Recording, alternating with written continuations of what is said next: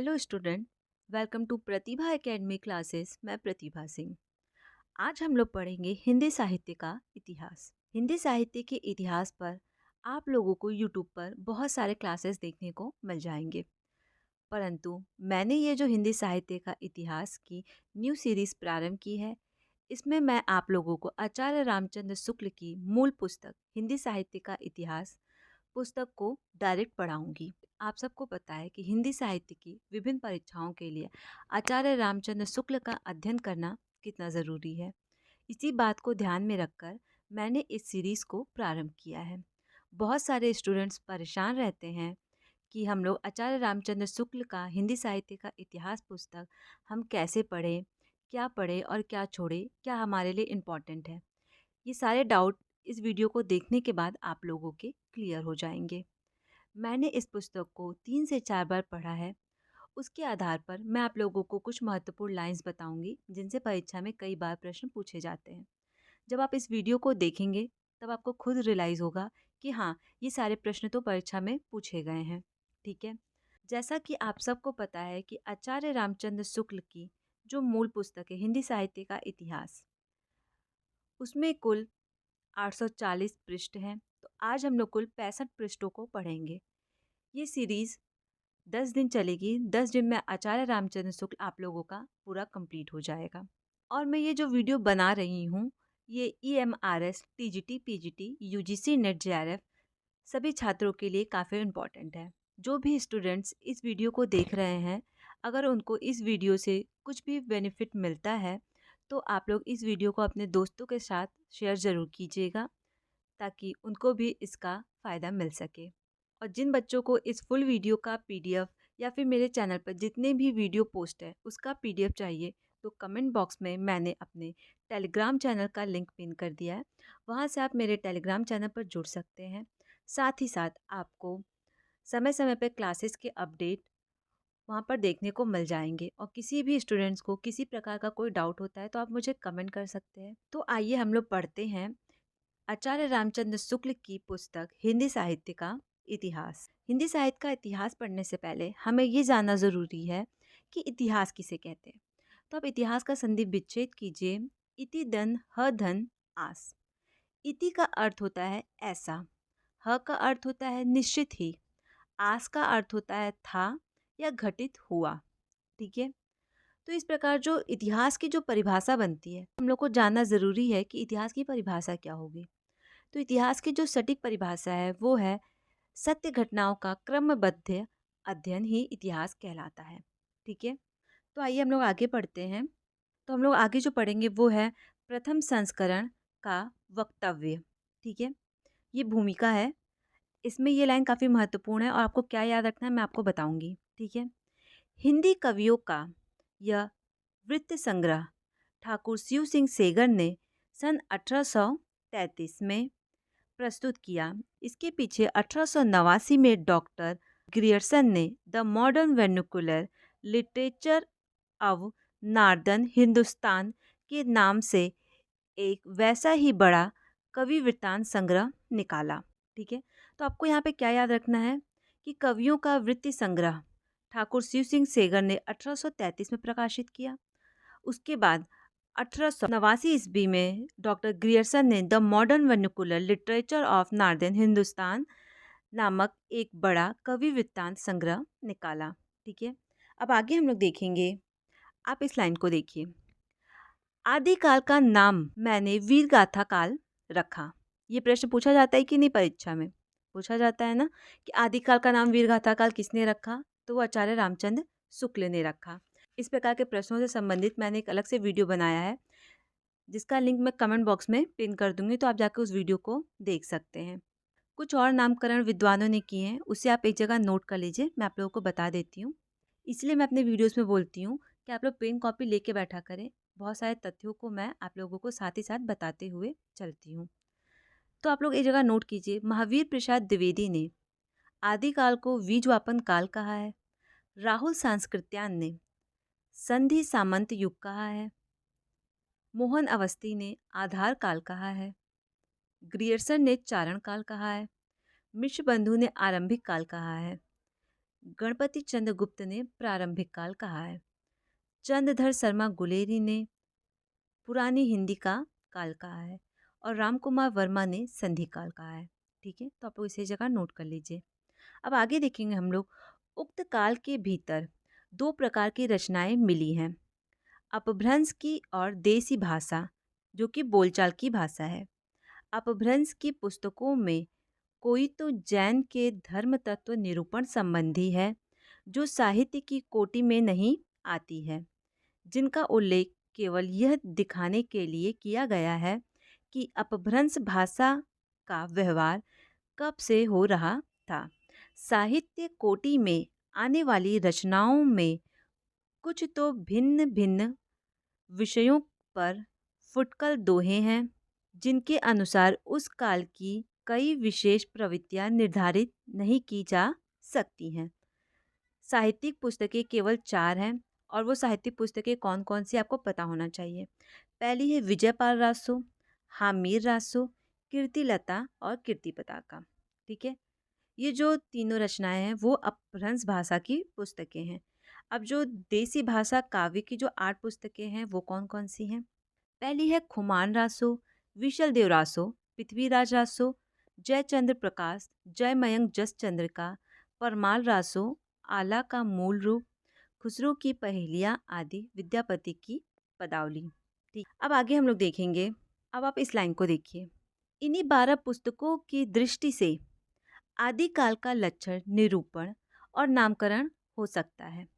यानी आचार्य रामचंद्र शुक्ल ने आदिकाल का जो विभाजन किया है वो इन्हीं पुस्तकों के आधार पर किया है, इन्हीं पुस्तकों का अध्ययन कर कर किया है। ठीक है, इनमें से अंतिम 2 तथा विशल देव रासो को छोड़कर शेष सब ग्रंथ वीर गाथात्मक ही हैं। अतः आदिकाल का नाम वीर गाथा काल ही रखा जा सकता है। जिन सामाजिक या राजनीतिक परिस्थिति की प्रेरणा से वीर गाथाओं की प्रवृत्ति रही है, उसका सम्यक निरूपण पुस्तक में कर दिया गया है। इस लाइन को देखिए आप लोग, एक ही काल और एक ही कोटि की रचनाओं के भीतर जहाँ भिन्न भिन्न प्रकार की परंपराएं चली हुई पाई गई हैं, वहाँ अलग अलग शाखाएं करके सामग्री का विभाजन किया गया है। से भक्ति काल के भीतर पहले तो 2 काव्य धाराएं, निर्गुण धारा और सगुण धाराएं निर्दिष्ट की गई हैं। फिर प्रत्येक धारा की 2-2 शाखाएं स्पष्ट रूप से लक्षित हुई हैं। निर्गुण धारा की ज्ञानाश्रयी और प्रेमाश्रयी सूफी शाखा तथा सगुण धारा की राम भक्ति और कृष्ण भक्ति शाखा, इन धाराओं और शाखाओं की प्रतिष्ठा यूं ही मनमाने ढंग से नहीं की गई है। उनकी एक दूसरे से अलग करने वाली विशेषताएं अच्छी तरह दिखाई भी गई हैं और देखते ही ध्यान में भी आ गई हैं। यहाँ पर आचार्य रामचंद्र शुक्ल ने ये स्पष्ट किया है, जो निर्गुण धारा है उसको 2 भागों में विभाजित किया गया, ज्ञानाश्रयी और प्रेम मार्गी। ठीक है, फिर जो सगुण धारा है उसे राम भक्ति और कृष्ण भक्ति शाखा में डिवाइड किया गया। तो ये जो विभाजन किया गया है वो संपूर्ण इतिहास का अध्ययन करके कुछ काव्य धाराओं को देखकर उसके बाद इसका विभाजन किया गया है। ठीक है, अब आगे देखेंगे हम लोग, हिंदी साहित्य का यह इतिहास हिंदी शब्द सागर की भूमिका के रूप में, ये प्रश्न पूछा गया है ना कि हिंदी साहित्य का इतिहास सर्वप्रथम कहाँ प्रकाशित हुआ था। तो हिंदी शब्द सागर की भूमिका के रूप में हिंदी साहित्य का विकास के नाम से सन 1929 में जनवरी महीने निकल चुका है। इस अलग पुस्तककार संस्करण में बहुत सी बातें बढ़ाई गई, विशेषतः आदि और अंत में आदि के भीतर अपभ्रंश की रचनाएं भी ले ली गई, क्योंकि वे सदा से भाषा काव्य के अंतर्गत ही मानी जाती रही है। कवि परंपरा के बीच प्रचलित जनश्रुति कई ऐसे भाषा काव्य के नाम गिनती चली आई है जो अपभ्रंश में है, जैसे कुमारपाल और सारंगधर की कृति हामिर रासो। आगे देखेंगे मिश्रबंधु के प्रकांड कवि वृत्तांत संग्रह मिश्रबंधु विनोद। तो मिश्रबंधु की रचना कौन सी है? मिश्रबंधु विनोद का उल्लेख हो चुका है। रीतिकाल के कवियों का परिचय लिखने में मैंने प्राय उक्त ग्रंथों से ही विवरण लिया है। यानी आचार्य रामचंद्र शुक्ल ने अपनी पुस्तक हिंदी साहित्य के इतिहास में जो रीतिकाल के महत्वपूर्ण कोटेशन, महत्वपूर्ण लाइनों को लिया है, वो मिश्रबंधु की पुस्तक मिश्रबंधु विनोद से उन्होंने लिया है, जो कि उन्होंने ये बात यहाँ पर स्पष्ट रूप में कहा भी है। राय साहब बाबू श्याम सुंदर दास बीए की हिंदी गोविंद रत्नमाला, पंडित राम नरेश त्रिपाठी की कविता कौमुदी तथा श्री वियोगी हरि जी की ब्रज माधुरी सार से भी बहुत कुछ सामग्री मिली है। उसके बाद आचार्य रामचंद्र शुक्ल ने बताया है कि उन्होंने राय साहब बाबू श्याम सुंदर दास की पुस्तक कौन सी है? हिंदी गोविंद रत्नमाला। कई बार परीक्षा में पूछा गया, तब इसे ध्यान रखिएगा। और राम नरेश त्रिपाठी की पुस्तक कविता कौमुदी, ठीक है। और वियोगी हरि जी की पुस्तक ब्रज माधुरी सार से भी बहुत सारी सामग्रियों को लिया है। तो यहाँ पे आप लोगों को 3 लेखकों की पुस्तकों को याद रखना है। आगे देखेंगे हम लोग संशोधित और प्रवर्धित संस्करण के संबंध में 2 बातें, ठीक है। अब आप लोग इस लाइन को देखिए। भक्ति काल के अंतर्गत स्वामी रामानंद और नामदेव पर विशेष रूप से विचार किया गया है। यानी आचार्य रामचंद्र शुक्ल ने स्वामी रामानंद और नामदेव पर भक्ति काल में विशेष रूप से अध्ययन किया है। रीतिकाल के सामान्य परिचय में हिंदी के अलंकार ग्रंथों की परंपरा के उद्गम और विकास को कुछ अधिक विस्तार के साथ दिखाया गया है। आगे देखेंगे हम लोग। अब पढ़ेंगे हम लोग काल विभाजन, जो कि काफ़ी महत्वपूर्ण है। इस लाइन को देखिए, जो कि बहुत महत्वपूर्ण है और परीक्षा में कोटेशन कम से कम 20 बार पूछा जा चुका है। हिंदी साहित्य के लगभग सभी विद्यार्थी को ये कोटेशन काफ़ी अच्छे से याद होगा। जबकि प्रत्येक देश का साहित्य वहाँ की जनता की चित्तवृत्ति का संचित प्रतिबिंब होता है, तब यह निश्चित है कि जनता के चित्तवृत्ति के परिवर्तन के साथ साथ साहित्य के स्वरूप में भी परिवर्तन होता चला जाता है। आदि से अंत तक इन्हीं चित्तवृत्तियों की परंपरा को परखते हुए साहित्य परंपरा के साथ उनका सामंजस्य दिखाना ही साहित्य का इतिहास कहलाता है। जनता की चित्तवृत्ति बहुत कुछ राजनैतिक, सामाजिक और सांप्रदायिक तथा धार्मिक परिस्थितियों के अनुसार होती है। जो आचार्य रामचंद्र शुक्ल की पुस्तक है हिंदी साहित्य का इतिहास, ये लाइन काल विभाजन के पहले ही पृष्ठ पर लिखा हुआ है और ना जाने ये कितनी बार परीक्षा में पूछा भी जा चुका है। उपयुक्त व्यवस्था के अनुसार हम हिंदी साहित्य के 900 वर्षों के इतिहास को 4 कालों में विभाजित कर सकते हैं। वो 4 काल कौन से हम लोग वो देखेंगे। तो ये हैं आपके वो 4 काल जिनसे परीक्षा में बहुत बार प्रश्न पूछा गया है। परीक्षा में प्रश्न दे देगा कि आदिकाल की समय सीमा क्या है, भक्ति काल की समय सीमा क्या है, या पूर्व मध्यकाल किसे कहते हैं। तो ये सारी चीज़ें आपको काफ़ी अच्छे से क्लियर होनी चाहिए। तो आदिकाल को ही हम वीर गाथा काल कहते हैं, जिसका समय है 1050 से 1375। पूर्व मध्यकाल जिसे हम भक्ति काल कहते हैं, जिसका समय है 1375 से 1700 ईस्वी तक। उत्तर मध्यकाल जिसे हम रीतिकाल कहते हैं, उसका समय है 700 से 1900 ईस्वी तक। आधुनिक काल जिसे हम गद्य काल कहते हैं, इसका समय है 1900 से 1984 ईस्वी तक, ठीक है। यद्यपि इन कालों की रचनाओं की विशेषता प्रवृत्तियों के अनुसार ही इनका नामकरण किया गया है।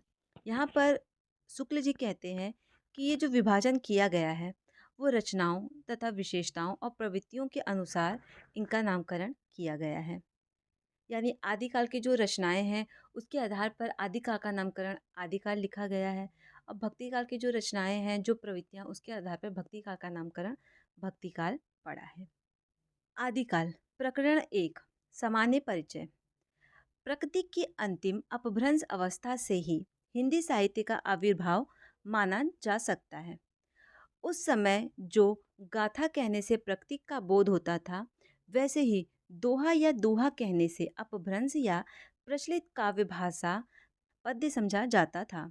ये प्रश्न भी कई बार परीक्षा में पूछा गया है कि गाथा कहने से प्रकृति का बोध होता है, वैसे ही दोहा या दोहा कहने से अपभ्रंश का बोध होता है, ठीक। मुंज और भोज के समय संवत 1050 के लगभग तो ऐसी अपभ्रंश या पुरानी हिंदी का पूरा प्रचार शुद्ध साहित्य या काव्य रचनाओं में भी पाया जाता है। अतः हिंदी साहित्य का आदिकाल संवत 1050 से लेकर संवत 1375 तक, अर्थात महाराजा भोज के समय से लेकर हामिर देव के समय के कुछ पीछे तक का समय माना जाता है। ठीक है, तो आदिकाल का समय क्या है? 1050 से 1375। महाराजा भोज के समय से लेकर हामिर देव के समय के कुछ पीछे तक का समय आदिकाल को माना जाता है।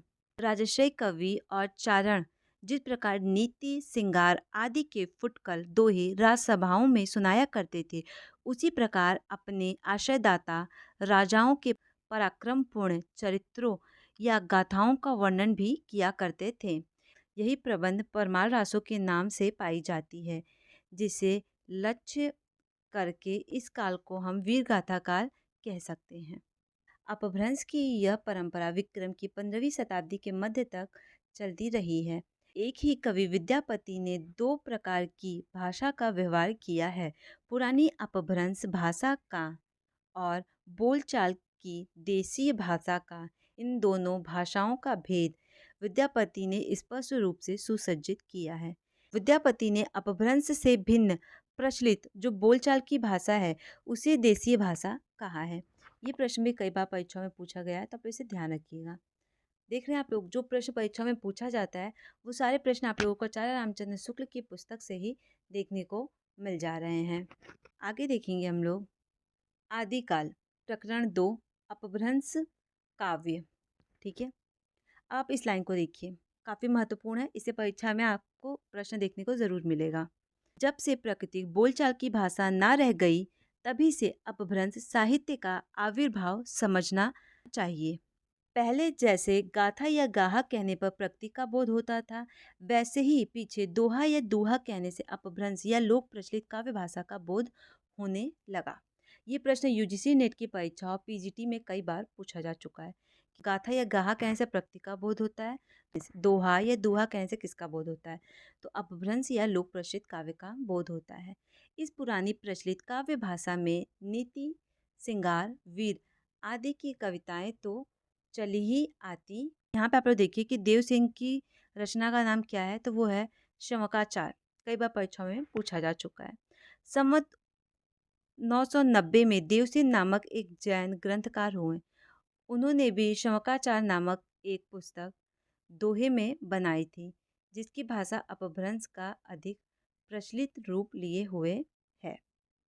पुष्पदंत की रचना है आदि पुराण।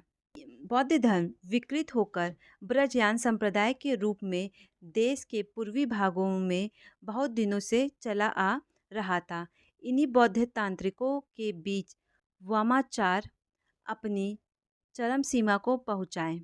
ये बिहार से लेकर आसाम तक फैले हुए थे, जिन्हें हम सिद्ध कहते हैं। ठीक है, तो जो सिद्ध हैं वो बिहार से लेकर असम तक फैले हुए थे और अपने तांत्रिक विद्या का प्रचार प्रसार करते थे।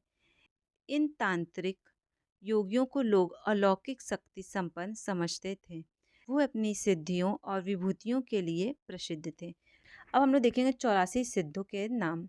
उसमें जो महत्वपूर्ण सिद्ध है, जो परीक्षा में पूछे जाते हैं, मैं आप लोगों को वो बता देती हूँ। पहले हैं लिलीपा, विरूपा, डोम्बिपा, सबरिपा, सरहपा, मीनप्पा, गौरक्षपा, चौरंगीपा, नागार्जुन, कल्हड़पा, डोंगीपा।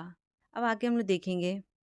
सबसे पहले आपको ये याद रखना है कि हर प्रसाद शास्त्री की रचना कौन सी है, तो इनकी रचना बौद्ध गान और दोहा। ठीक है, जिसमें ब्रजयान के योगियों और सिद्धों का किस प्रकार वो उनका रहन सहन है उसका चित्रण देखने को हमें मिलता है।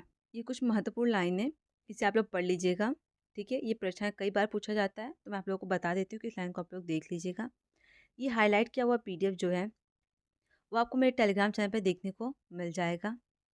आगे देखेंगे हम लोग। ये कथन देखिए काफ़ी महत्वपूर्ण है, कई बार परीक्षा में पूछा गया है। काक तरुण पंचविडाल। पंचविडाल बौद्ध शास्त्रों में निरूपित पंच प्रतिबद्ध आलस्य, हिंसा, काम, विचिकित्सा और मोह। ध्यान देने की बात यह है कि विकारों की यह 5 संख्या निर्गुण धारा के संतों और हिंदी के सूफी कवियों ने ली। हिंदू शास्त्रों में विकारों की बाधी संख्या 6 है। तो जो बौद्ध शास्त्र के अनुसार जो पंच विडाल है उसके अंतर्गत 5 प्रतिबद्ध चीजें हैं, वो है आलस्य, हिंसा, काम, विचिकित्सा और मोह। ठीक है, अब आगे देखेंगे हम लोग।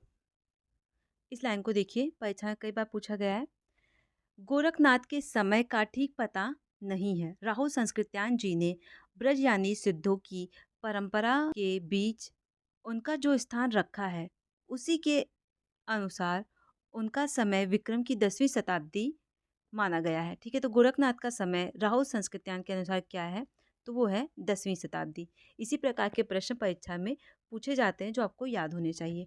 आगे देखेंगे अब हम लोग। जिस प्रकार सिद्धों की संख्या 84 प्रसिद्ध है, उसी प्रकार नाथों की संख्या 9। तो ठीक है, सिद्ध कितने होते हैं? 84 होते हैं। नाथ कितने होते हैं? 9 होते हैं। आपको ये भी याद होना चाहिए।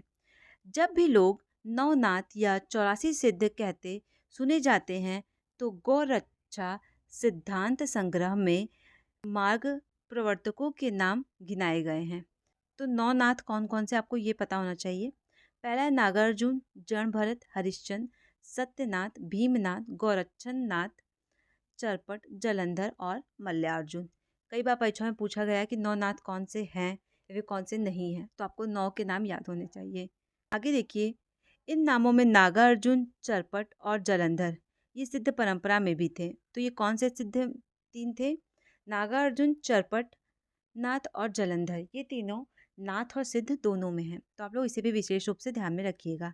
नागार्जुन संवत 702 प्रसिद्ध रसायनी भी थे। यहाँ पर एक चीज़ आप और ध्यान दे दीजिए, क्योंकि कई बार परीक्षा में पूछा गया है कि सिद्धों में किस प्रकार के लोग शामिल थे। ठीक है, तो यहाँ पर ये बात ध्यान में रखना आवश्यक है कि 84 सिद्धों में बहुत से मछुआरे, चमार, धोबी, डोम, कहार, लकड़हारे, दर्जी तथा बहुत से क्षुद्र कहे जाने वाले लोग थे।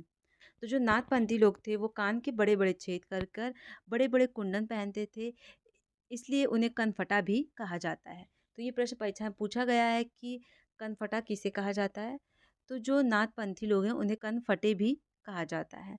जैसा पहले कहा जा चुका है, इस पंथ का प्रचार राजपूतानों तथा पंजाब की ओर अधिक रहा है।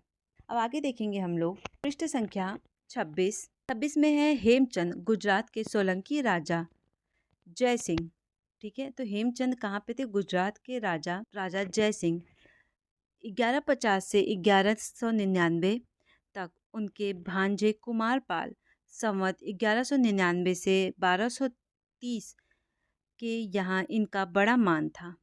ये अपने समय के प्रसिद्ध जैन आचार्य थे, इसीलिए इनका बड़ा भारी व्याकरण ग्रंथ सिद्ध हेम शब्दानुशासन किसकी रचना है?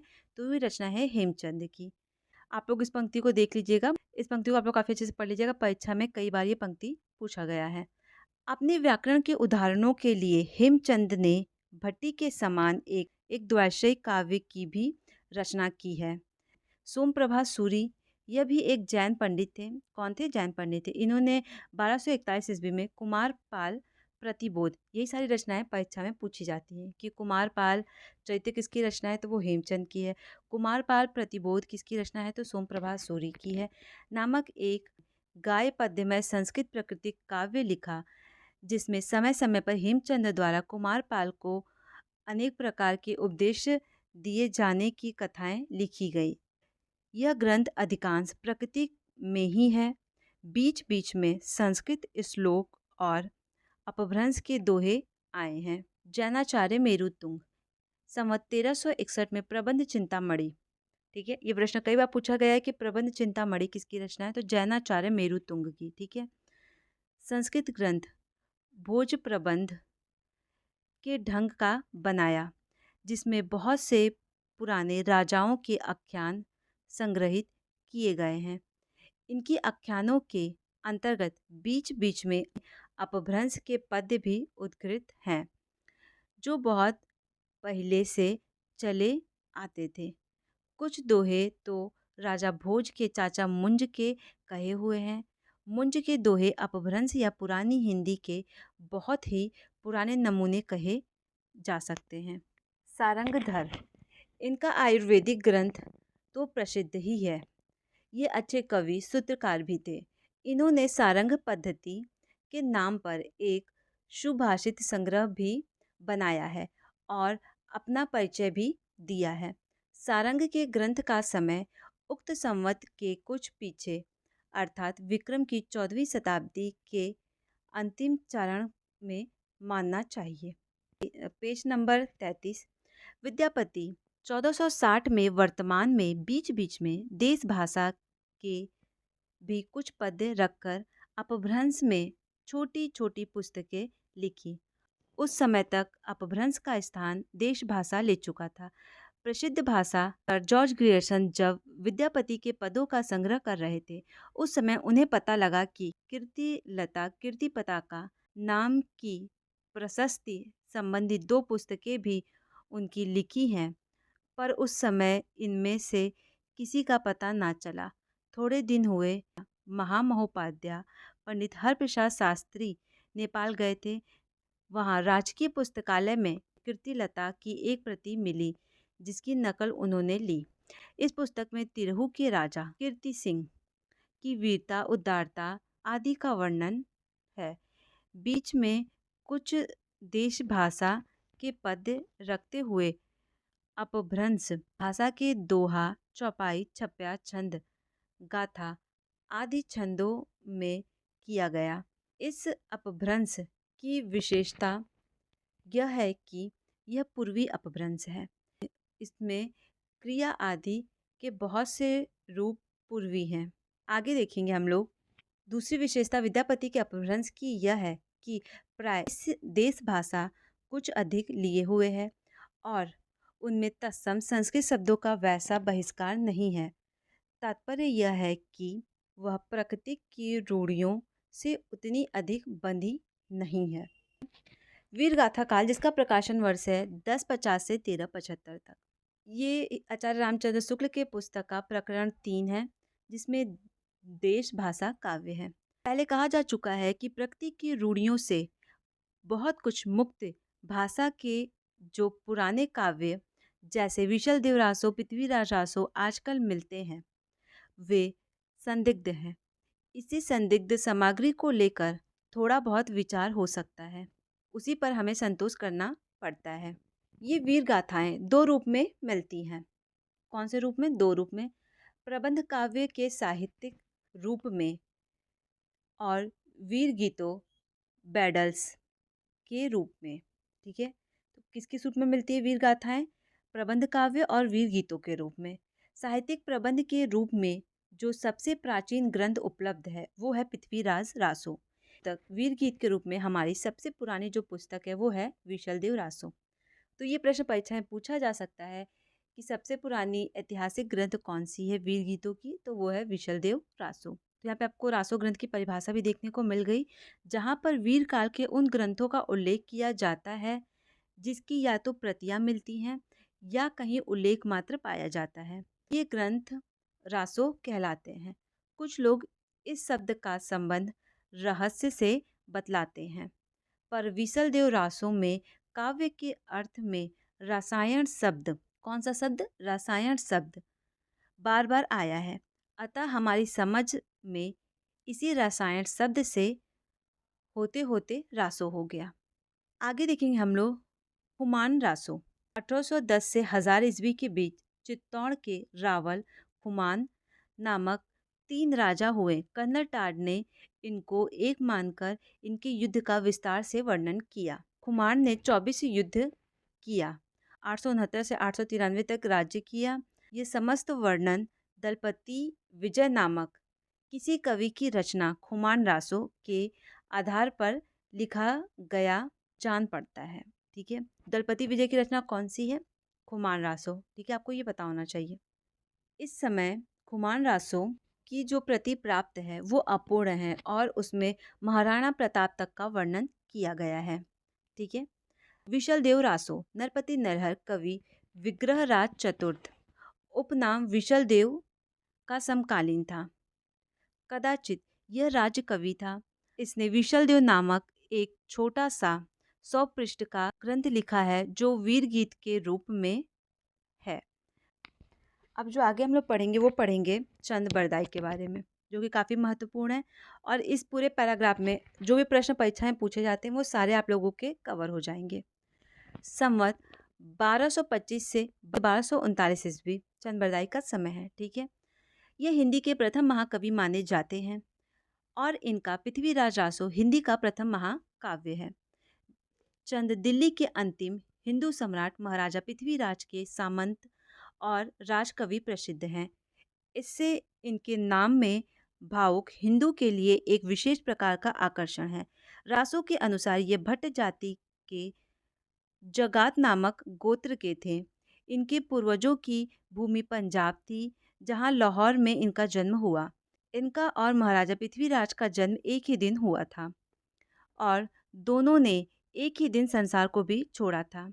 यह महाराजा पृथ्वीराज के राजकवि ही नहीं, उनके सखा और सामंती भी थे। व्याकरण, काव्य, साहित्य, छंद, शास्त्र, ज्योतिष, पुराण, नाटक आदि अनेक विधाओं में पारंगत भी थे। इनका जीवन पृथ्वीराज के जीवन के साथ ऐसा मिला जुला था कि अलग नहीं किया जा सकता। युद्ध में, आखेट में, सभा में, यात्रा में सदा महाराजा के साथ रहते थे। जहाँ पे भी कोई बात होती थी वो सब में चंद सम्मिलित रहते थे। पृथ्वीराज रासो 2500 पृष्ठों का सबसे बड़ा ग्रंथ है, जिसमें 69 सर्ग, जिसे अध्याय या हम समय भी कहते हैं। देखिए, प्रश्न परीक्षा में पूछता है ना कि पृथ्वीराज रासो में कितने समय हैं, तो 69 समय, जिसे हम सर्ग भी कहते हैं और अध्याय भी कहते हैं। प्राचीन समय में प्रचलित प्राय सभी छंदों का व्यवहार हुआ है। मुख्यतः छंद है कवित, दूहा, त्रोटक, गाहा या और आर्य। जैसे कादंबरी के संबंध में प्रसिद्ध है कि उसका पिछला भाग बाण भट्ट के पुत्र ने पूरा किया था, वैसे ही रासो के पिछले भाग को भी चंद के पुत्र जल्हड़ द्वारा पूर्ण किया जाना कहा जाता है। और ये प्रश्न भी परीक्षा में पूछा जा चुका है कि पृथ्वीराज रासो के अपूर्ण भाग को किसने पूरा किया था, तो चंद बरदाई के पुत्र जल्हड़ ने पूरा किया था पृथ्वीराज रासो को। इस लाइन को आप लोग देखिए। पृथ्वीराज की राज्यसभा में काश्मीरी कवि जय नायक ने संस्कृत में पृथ्वीराज विजय नामक एक काव्य ग्रंथ लिखा था, जो कि पूरा नहीं मिलता है। तो आपको एक चीज़ ये भी याद होना चाहिए कि पृथ्वीराज की राज्यसभा में काश्मीरी कवि जय नायक ने कौन सा ग्रंथ लिखा था, तो पृथ्वीराज विजय नामक ग्रंथ उन्होंने लिखा था। अब आगे देखेंगे हम लोग। हरप्रसाद शास्त्री ने 1909 से 1913 तक राजपुताने में प्राचीन ऐतिहासिक काव्यों की खोज में 3 यात्रा की थी। उसका विवरण बंगाल की एशियाटिक सोसाइटी में छपा है। उसका उस विवरण में पृथ्वीराज रासो के विषय में बहुत कुछ लिखा हुआ देखने को मिलता है। ठीक है, तो आपको सिर्फ यहाँ पे ये याद रखना है कि हरप्रसाद शास्त्री ने 1909 से 1913 में ऐतिहासिक काव्यों की खोज के लिए 3 यात्राएं की थी, जिसका विवरण हमें बंगाल की एशियाटिक सोसाइटी नामक पत्रिका में देखने को मिलता है। ठीक है, अब आगे देखेंगे हम लोग। भट्ट केदार मधुरकर कवि, संवत 1224 से 1243 ईस्वी तक। जिस प्रकार चंद बरदाई ने महाराजा पृथ्वीराज को कीर्तिमान किया, उसी प्रकार भट्ट केदार ने कन्नौज के सम्राट जयचंद का गुण गाया। रासों में चंद और भट्ट केदार के संवाद का एक स्थान पर उल्लेख भी है। भट्ट केदार ने जयचंद्र